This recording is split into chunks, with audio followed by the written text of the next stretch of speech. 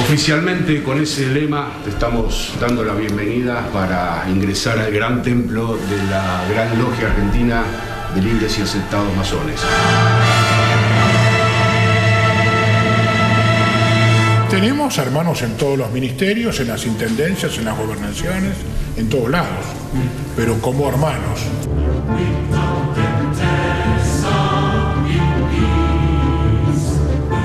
Vos, como gran maestra de la masonería argentina, ¿tenés el poder de elegir dirigentes a dedo?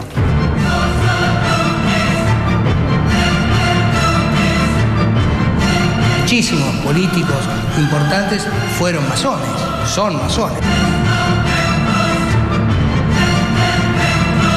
Una sociedad secreta que busca el poder, que maneja, no, de ninguna manera. Que hay masones que tienen poder es un problema, digamos, de cada uno. El masón tiene su vida fuera del templo, su vida profana. Para mí es un orgullo ser masón. En esta parte de abajo se sienta el pueblo masónico.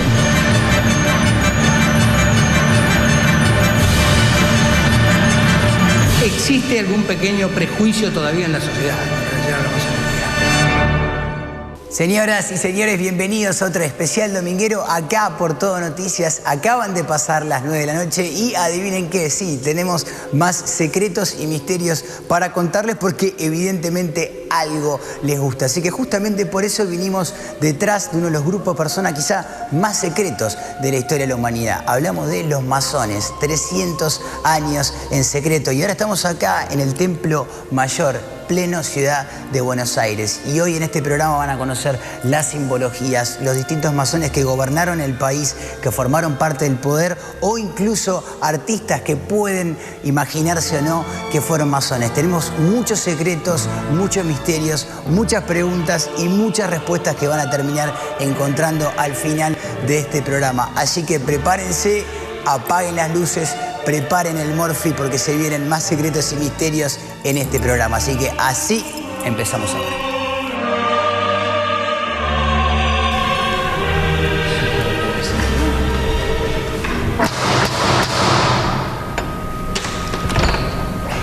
¿Qué tal? ¿Qué tal? ¿Cómo estás, Daniel? Adelante. ¿Cómo te va? Un Permiso. placer recibirte. Ahí, oficialmente te damos la bienvenida. Sí, bastante fuerte. Esta es la bienvenida masona.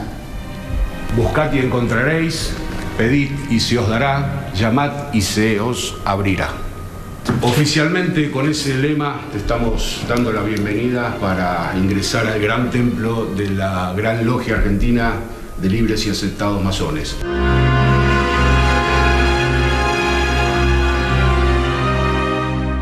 También está un ojo que no solo veo en billetes, sino que yo desde mi cultura más del internet lo relaciono con lo Illuminati, digamos. Sí, no tenemos nada que ver con los Illuminati, pero sí es un ojo muy usado y popular en la masonería, el ojo que todo lo ve. Es una representación de la divinidad, hecho con un triángulo. Un triángulo siempre está asociada, es una figura geométrica asociada con lo espiritual o la trascendencia o lo divino, según tu creencia. Según tu creencia, no es que necesariamente significa o el Dios cristiano o el Dios judío o el Dios musulmán, es como que es... Por eso que nosotros no hablamos de Dios, sino que hablamos de gran arquitecto del universo, que es un genérico que agrupa a todos los dioses, podríamos calificar. Es decir, puede ser el Dios cristiano, el Dios de los judíos, el Dios de los musulmanes. Pero no va a haber ningún creyente que no se identifique con esa denominación como el gran arquitecto. Claro, con el gran arquitecto, que es el genérico que engloba todo. Y ahí te empieza a generar cierta unidad entre las personas que participan de esto. Exacto. Que entiendo son religiosas, me decís. Sí, para entrar a la masonería, a nuestra masonería por lo menos, tenés que tener algún tipo de creencia, la que sea. Podés incluso creer en el universo, en las fuerzas que gobiernan el universo. Podés creer en el propio ser humano. O podés creer en algunas deidades que son tan populares en todas las sociedades, ¿no? Sí.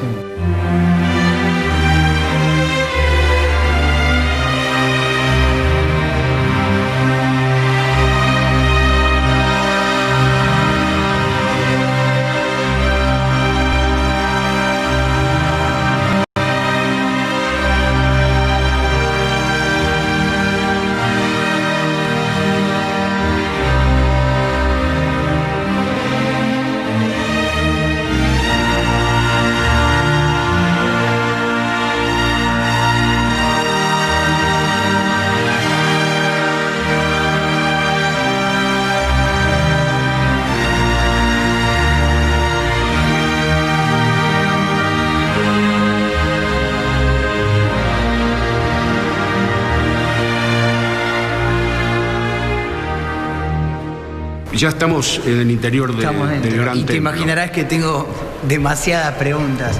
Porque esto, a ver, ¿estamos en un lugar secreto? No, en un lugar discreto. La masonería ha cambiado conceptualmente muchísimo del secretismo que nos veíamos obligados a vivir hace 200 años. Por ejemplo, en plena guerra de la independencia, imagínate que si se daban a conocer abiertamente a los integrantes de la masonería, y corría peligro sus vidas. El tratamiento de los miembros de la logia será de hermano al interior de ella y de usted fuera de ella. Siempre que un hermano fuera elegido para el gobierno o el mando, no podrá deliberar cosa alguna de grave importancia sin haber considerado el parecer de la logia. Será una de las primeras obligaciones de los hermanos auxiliarse mutuamente. Todo hermano deberá sostener, a riesgo de la vida, las determinaciones de la logia. Guarda estas palabras en su corazón como secretas y graves.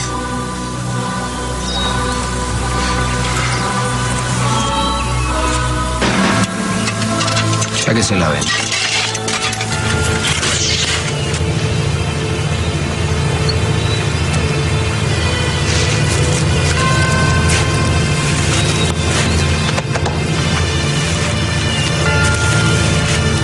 Ahora vamos a quemar las huellas de esta reunión y con ellas quemamos también nuestras ambiciones personales en pos de una sola causa común: liberar a América de la opresión extranjera y llevar a sus habitantes a la felicidad.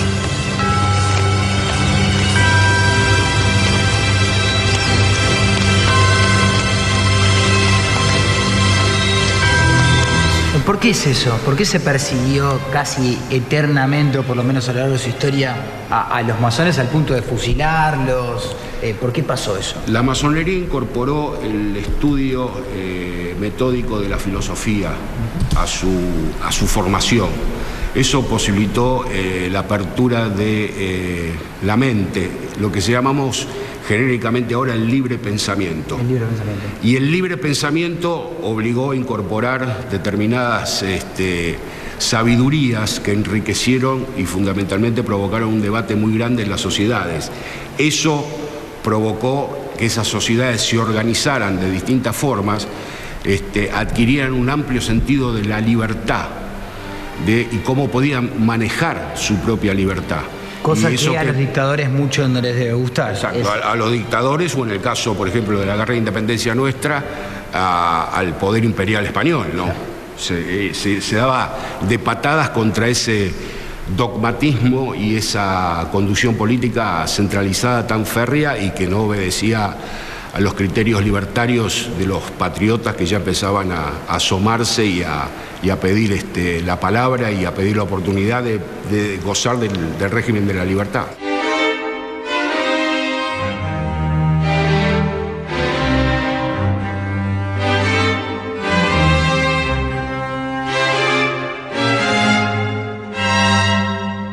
somos una sociedad iniciática, porque se hace una ceremonia por la cual se acepta a un nuevo integrante que tiene también un rito específico.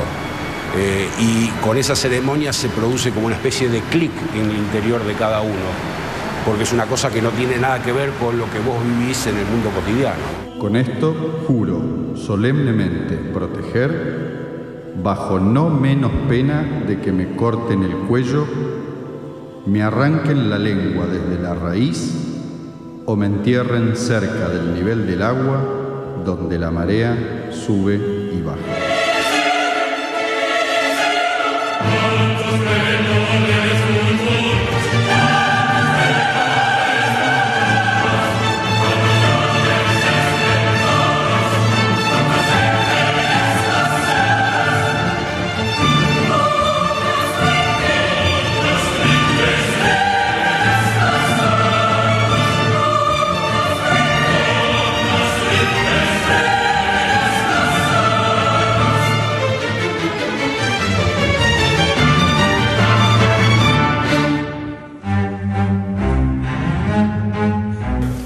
Bueno, Nicolás, primero, vos sos gran maestre. Gran maestre de la masonería. ¿Te puedo tutear? Totalmente. Sí. Perfecto. Contame cuál es tu función como gran maestre. El gran maestre es la cabeza máxima de una sumatoria. Primero están las logias, que es la base de la masonería. Después, esa sumatoria de logias tiene una gran logia que las dirige, que está dirigida precisamente por el gran maestre. ¿Qué es una logia? Una logia es una agrupación de determinadas personas donde tratan distintos temas. Son unidades formativas de la persona. Tratan de perfeccionarlo en los distintos ambientes, en las distintas disciplinas, tanto en el aspecto ético como en el intelectual. ¿Vos hace cuánto decidiste meterte en el mundo de las logias? 32 años. 32 años. 32 años. ¿Por qué? Y fue una búsqueda de algo distinto. Traté de tratar de perfeccionarme y de estar en un ámbito pluripartidario, plurideológico, donde me permita convivir con el que piensa diferente. Que esa es una de las grandes aventuras que propone la orden masónica a la sociedad, para el que quiera correr esa aventura, de entender de que uno no tiene la verdad absoluta.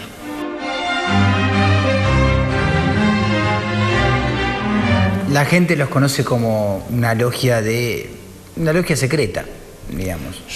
El tema es así. Somos secretas en las dictaduras y discretos en las democracias. ¿Significando? Lo que pasa es que nosotros somos secretos porque queremos protegernos contra los totalitarismos tanto de extrema derecha como de extrema izquierda, protegernos a nosotros y proteger nuestras familias. ¿Protegerse de qué y por qué? De los ataques, porque nosotros hemos sido tremendamente atacados desde que aparecimos en la sociedad en el siglo XVIII.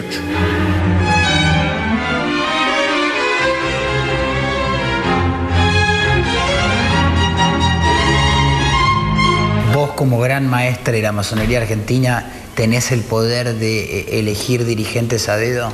No, nosotros no hacemos política. Acá esta es una institución que políticamente incorpora gente de izquierda y de derecha, todos, con excepciones.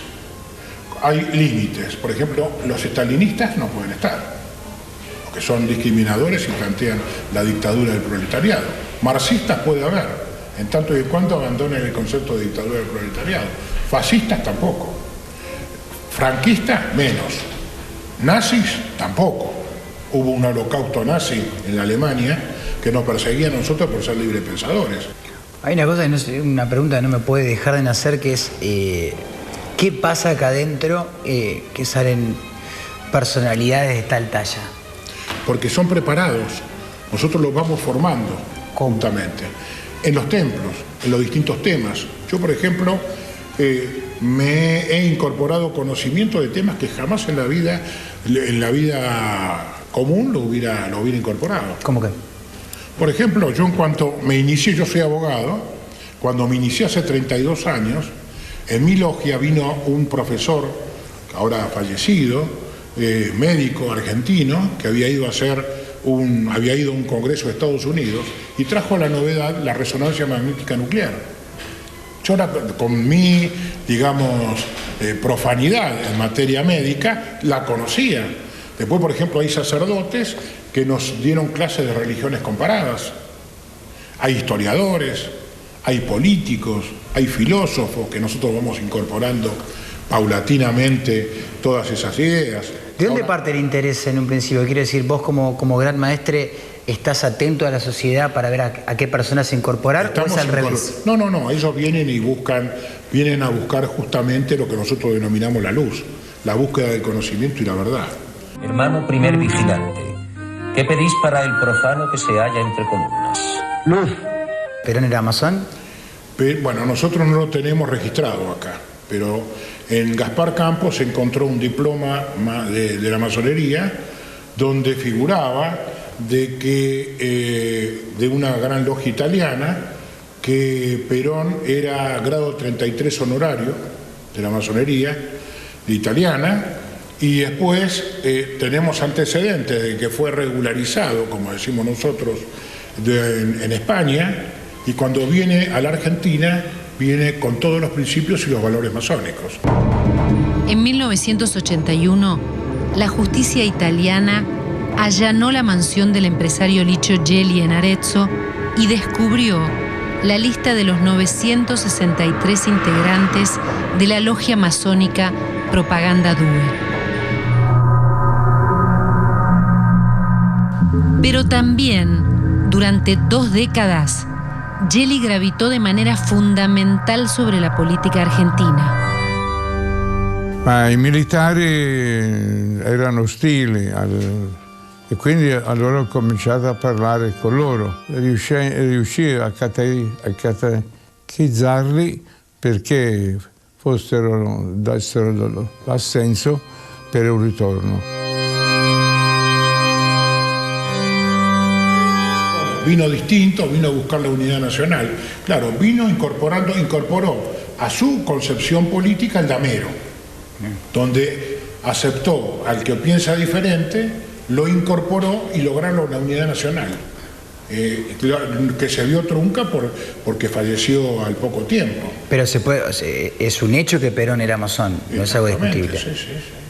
La casa está en orden y no hay sangre en la Argentina. ¿Alfonsín era masón? Por las palabras que vas usando y por la época. Ese es uno de las dudas que tenemos. Como son hombres públicos, no figuran en los padrones, pero sí hay una serie de hermanos que dicen que trabajaron con él en la Logia Independencia. ¿Cómo es eso? ¿Dónde figura y no figura por ser una persona pública? Y cuando es una persona muy pública, para protegerlo, no figuran en los padrones. Hay muchos. Se oculta mismo internamente. Claro, cosa que se oculta para eso. Para conseguir los cambios que necesita el país, hace falta tiempo. Bueno, ¿tenés relación con el presidente? ¿Con Macri? No.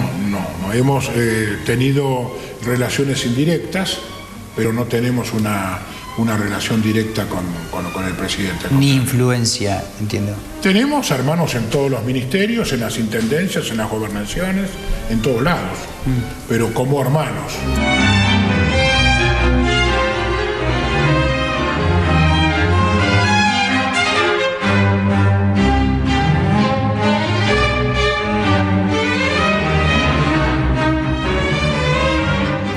Vos en tu vida profana, y uso su palabra para fuera del templo, ¿cómo es ser masón ante los ojos del otro?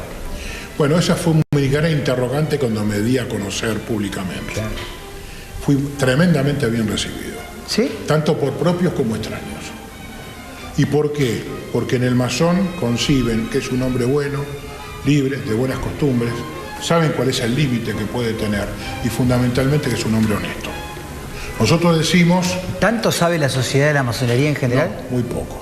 Pero cuando se van incorporando y cuando uno empieza a dar ejemplos, hay masones que han dado ejemplos muy interesantes, muy importantes, que han marcado un hito en su zona, en sus barrios y todo lo demás.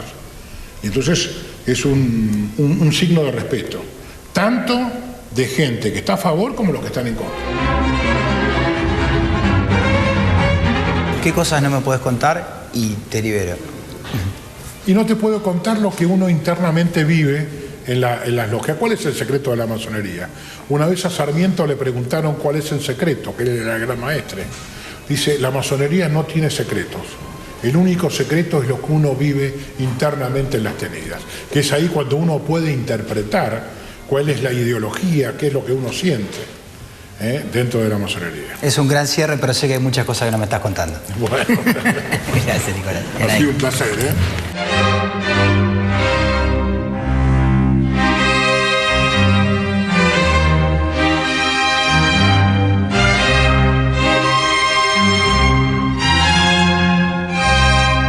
¿Cómo es el ritual de iniciación, justamente? Bueno, nosotros, si vos llenás la solicitud, vas a tener, en principio, unas entrevistas con maestros masones que van a ver tus características, van a saber de vos, van a saber de tu vida, si sos una persona... ¿Sabes qué? Nosotros decimos que ¿quién puede ingresar a la masonería? Alguien que yo podría entrar en mi casa. Alguien que yo reciba en mi familia es uno que puede ingresar en la masonería. Entonces, esto es lo que nosotros privilegiamos. Primero, la calidad de la persona, lo que nosotros decimos, un hombre de buenas costumbres. Después, si vos pasás esas entrevistas, si se decide que vos ingreses, bueno, te vamos a citar, vas a venir y va a haber una ceremonia de iniciación, que es el principio y después seguirás el camino que tenemos que seguir. Yo no puedo decirte en qué consiste la ceremonia de iniciación. Eso es parte de los secretos. Eso es parte de los secretos, sí. Es una ceremonia fuerte, impactante, y bueno, y vos ingresarás por ese motivo y después, en fin, con el tiempo y con tu trabajo podrás ir ascendiendo a los otros 2 grados. Es decir, entras con el grado de aprendiz, después ser compañero y después ser maestro. Es un secreto el tema de la identificación que se hacen entre ustedes, entre hermanos, para reconocerse sí. como masones. Sí. Eso no podés contar cómo se reconocen. No, lo único que te puedo decir es que nosotros nos reconocemos por palabras secretas entre nosotros y por toques, ¿no? Es decir, entonces, te digo, yo he vivido esta experiencia en el exterior, ¿no? Es decir, donde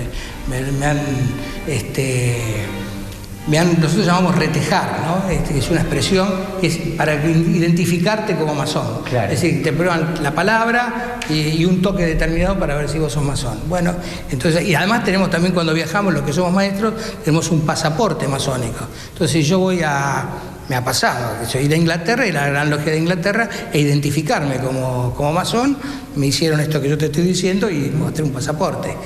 Bueno, entonces me pudieron mostrar y pude ingresar y ver.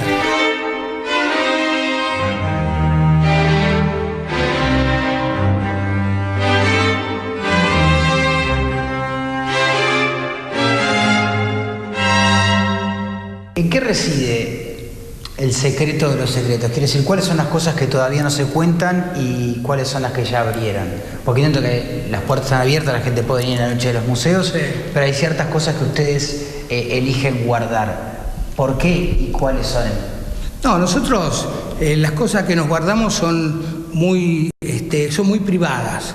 Es decir, nosotros decimos que nosotros venimos acá a buscar la perfección y que tenemos que trabajar lo que llamamos la piedra bruta, es decir, nuestro templo interno. Es decir, acá estamos viendo un templo, este es el templo externo, pero después tenemos un templo interno, que es para cómo buscamos la perfección. Ese templo interno es el que nosotros tratamos de perfeccionar.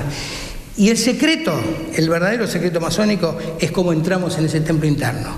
Entonces, este secreto es personal, es de cada uno. Entonces, yo no puedo decirte cuál es. Pero en realidad no hay otros secretos extraños. Sí, lo que yo te dije, los toques, las palabras, en fin, algunos lugares que, por ejemplo, de acá no te puedo mostrar, que es donde se hacen las iniciaciones y algunas ceremonias, y nada más. No tenemos grandes secretos, somos discretos y no secretos. Discretos y no secretos.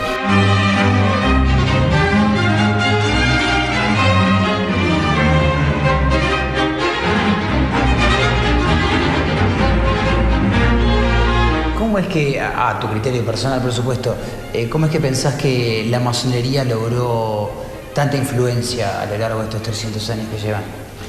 Bueno, lo que logró influencia fueron los masones, ¿no? Es decir, los principios que nosotros llevamos adelante estos principios de libertad, de igualdad, de fraternidad, de una práctica de buenas personas que buscamos nuestra perfección.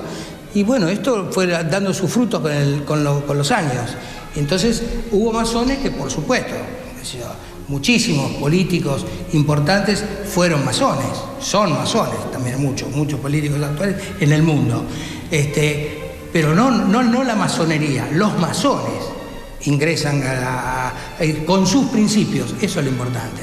Es decir, llevamos determinados principios, esto que yo te digo, igualdad, fraternidad, libertad, ciencia, justicia, trabajo, que son las palabras que nos identifican, son las que ellos llevan a la práctica. Entonces escalan el poder, pero no hay una búsqueda de poder de la masonería, porque por ahí se dice, ¿no? Sí, porque son una sociedad secreta que busca el poder, que manejan, no, de ninguna manera. Que hay masones que tienen poder es un problema, digamos, de cada uno. Pues después en nuestra vida profana, digamos, mundana, cada uno lleva y hace lo que puede y donde quiera.